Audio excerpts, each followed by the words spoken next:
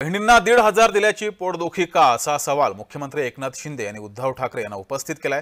सध्या सर्व राज्यभरात बहिणींच्या खात्यात 1,500 रुपये जमा होत आहेत आणि यावर मुख्यमंत्री एकनाथ शिंदे यांनी उद्धव ठाकरे यांना सवाल उपस्थित केलाय। बहिणींच्या खात्यात जमा होत आहेत पैसे, याची पोटदुखी का असा सवाल त्यांनी उपस्थित केलाय।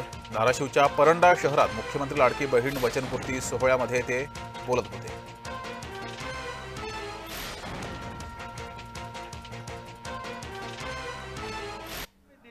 पोटदुखी का? कारण ते म्हणाले 1,500 काय मिळते, तुम्ही काय विकत घेताय का, तुम्ही काय भीक देताय का, काय काय बोलले, काय काय हे म्हणजे थोडी तरी माझ्या बहिणींच्या बद्दल बोलायला थोडी तरी मनाची नाही तर जनाची तरी वाटली पाहिजे होती।